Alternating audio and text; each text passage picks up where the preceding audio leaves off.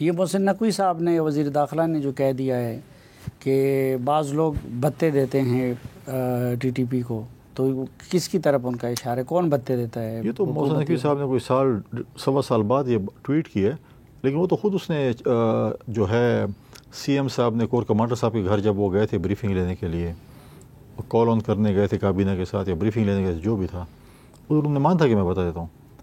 آپ کے چینل میں غالباً ہے اعزاز سید صاحب نے اس پہ ایک ویلاگ وہ کیا تھا، اس نے اس میں بات کی تھی اور اس کو آج تک کنٹراڈکٹ سی ایم نہیں کیا.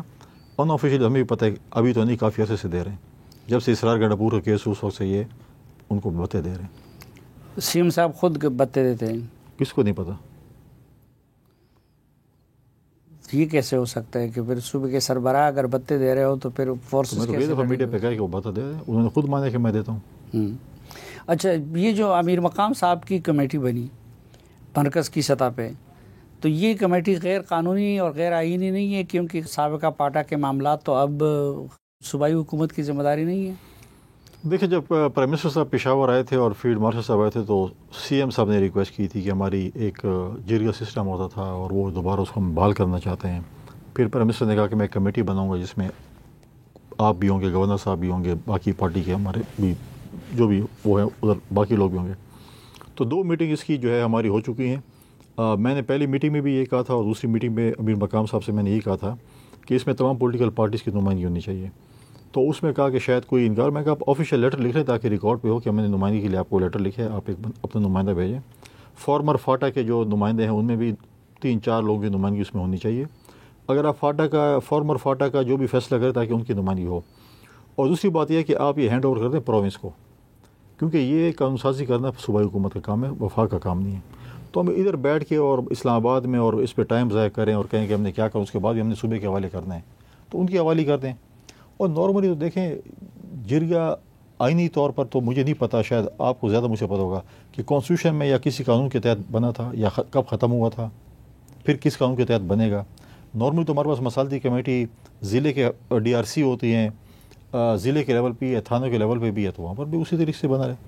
اور جرگہ تو دیکھیں، میں اگر سیاستدان ہوں، ڈی خان میں فار ایگزامپل مولانا صاحب ہیں، سی ایم صاحب ہیں، باقی ہمارے پولیٹیکل فیملیز ہیں، وہاں پر جو بھی چیزیں ہوتی ہیں ہر ضلع میں ایسے ہوتے ہیں، کیسز آتے ہیں فیصلے کے لیے، لوکل پولیٹیشنس کے پاس جاتے ہیں، ہر ضلع میں جاتے ہیں، تو نارملی چلتا رہتا ہے. اب آپ اسپیسیفکلی اس کو کہیں گے اس کو لیگلائز کریں جرگے کو، یہ تو غیر بات، لیکن اس کا کام پرومس کے ساتھ ہے، فیڈرل کے ساتھ ہے نہیں، تو اس پہ فیڈرل میں سمجھتا ہوں کہ ٹائم ضائع نہ کرے اور پرومس کو لے کرے. اس کمیٹی کا مقصد کیا ہے، ہدف کیا ہے؟ میں سمجھتا ہوں کہ یہ کمیٹی جو ہے نا، یہ چیز تو صوبے کے حوالے کر دے. دوسری بات یہ ہے کہ اسلام آباد میں تو بہت شوشہ میں سن رہا ہوں پشاور میں کہ شاید یہ کمیٹی جو ہے نا یہ 27ویں ترمیم آ رہی ہے اور یہ کمیٹی جو ہے فاٹا کو ریورس کرے گی، دوبارہ پرانے شیپ میں بحال کرے گی. کوئی کہتا ہے صوبہ بنا لے گی، کوئی کہتا ہے کونسل بنا لے گی. اس کمیٹی کا 1 پوائنٹ ایجنڈا ہے صرف جرگے کا. اور 27ویں ترمیم تو ایسی ہے، آپ کی جیب میں بھی ایک پڑی ہوئی ہے، ایک میری جیب میں پڑی ہوئی ہے. ہر اسلام آباد میں جتنے بھی سیاستدان ہیں اور میڈیا کے دوست ہیں، ان کے پاس 27ویں ترمیم کا اپنا 2-4 نقطے پڑے ہوئے ہیں جو کہہ رہے ہیں بس کل 27ویں ترمیم نے آنا ہے اور یہ چیزیں جو اس کے اندر ہو جانی ہیں.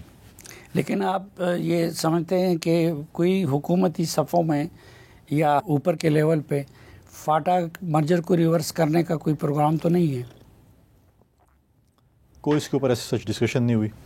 اس دن ایک جرگہ آیا تھا، آل فاٹا جرگہ آیا تھا، میرے پاس آیا تھا پشاور، پھر میں نے چیئرمین سینٹ کے ساتھ ان کی ملاقات کرائی تھی. مولانا صاحب ایک جرگے کی سربراہی کر رہے تھے، ان کا اپنا ایک جرگہ ہے، فاٹا کا جرگہ انہوں نے بنایا تھا اپنی پارٹی کے اس پلیٹ فارم پہ. وہ وزیر اعظم صاحب سے ملنے آیا تھا اور سب نے، کیونکہ مولانا صاحب پہلے بھی جرگے کے مرجر کے خلاف تھے، باقی پولیٹیکل پارٹیز تقریباً اس کے فیور میں تھیں. دیکھیں، مسئلہ یہ نہیں ہے کہ مرجر واپس ہو یا ہو، 40 FCR ختم ہے، 3 MPO سے بندہ اٹھا نہیں سکتے. بندہ اٹھانا ہو تو کون سے 100 قانون اور بھی اٹھانے کے لیے. ٹھیک ہے، آپ نے وہاں پر سویلین ریٹ قائم کرنی تھی. آج مجھے بتائیں کہ آپ کے ڈی سی اور ایس پی کا کیا اختیار ہے فاٹا میں، کسی بھی فاٹا کے ضلع میں 8 ضلع ہیں، مجھے بتائیں کیا اختیار ہے. ہم نے، ریاست نے، وفاق نے کمٹمنٹ کی تھی فاٹا کے لوگوں کے ساتھ کہ ہم 100 ارب روپے سالانہ 10 سال کے لیے خرچ کریں گے. 8 سال ہو چکے ہیں. ٹھیک ہے، 8 سال میں آپ نے کتنے خرچ کیے ہیں؟ پہلی بات یہ ہے کہ وہ فاٹا کے پیسے جو آتے ہیں وہ 50-60 ارب کہتے ہیں ہم نے ایلوکیٹ کر دی ہیں، ریلیز 25-30 ارب ہوتے ہیں، صوبے میں جاتے ہیں، صوبہ کسی اور ہیڈ میں خرچ کر لیتے ہیں کچھ پیسے، اور 4-5-6 ارب روپے یا جو بھی ہے وہ جاتے ہیں ان 8 ضلعوں میں، اور 6-7 FRs ہیں ان میں ان کو جانا پڑتا ہے. تو پیسے وہاں پر خرچ نہیں ہو رہے ہیں، وہ کمٹمنٹ انہوں نے کی. پھر آپ نے ایک سرتاجیز کمیشن بنا جس میں ان آفیشیلی فیصلہ ہوا تھا کہ 3% آف NFC ایوارڈ، وہ آج 200 سے 250 ارب بنتے ہیں. وہ 200-250 ارب کو بھی چھوڑنے آپ 100 پہ بات کر لیں. یعنی فاٹا مرجر میں کوئی خامی نہیں تھی بلکہ اس پہ عمل درآمد نہیں ہو سکتا. آج مجھے بتائیں کہ آپ کے فوٹا کا نوجوان جب وہ پشاور آتا ہے، جب وہ اسلام آباد آتا ہے، لاہور جاتا ہے، ملتان جاتا ہے، کراچی جاتا ہے، وہ واپس جب جاتا ہے نفرت لے کے جاتا ہے.